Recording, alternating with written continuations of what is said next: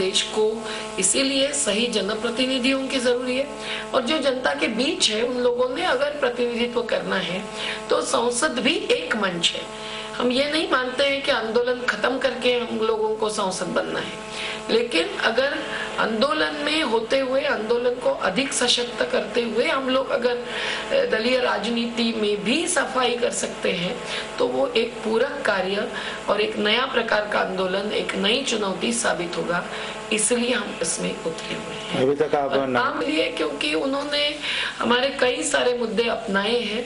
अभी और भी संकल्प पत्र आएगा, राज्यवार भी आएंगे, चुनाव क्षेत्र के लिए आएंगे, पर दिल्ली के संकल्प पत्र और उनका जो भी नजरिया सामने आया है उसमें ग्राम सभा के अधिकार से लेकर शहर में विस्थापन रोकने से लेकर एफडीआई रिटेल में नहीं चाहिए ये लेकर बिजली पानी के सवाल, भ्रष्टाचार का अर्थात सवाल, चुनाव सुधार का सवाल, और अब बड़े कॉरपोरेट्स जो लूट कर रहे हैं उसका सवाल भी उन्होंने हाथ में लिया है।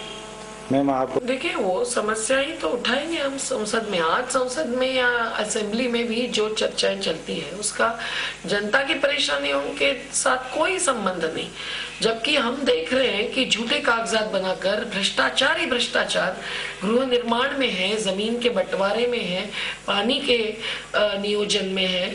तो ये सब हमने जैसे नर्मदा में भ्रष्टाचार ढूंढा है 1000 करोड़ का कम से कम, वैसे ही हमने आदर्श का घोटाला ढूंढा है, हमने लवासा का घोटाला ढूंढा है, हमने बिल्डरों के घोटाले ढूंढे हैं, 40 पैसे एकड़ से जमीन दी हुई उसकी पोल खोल की है।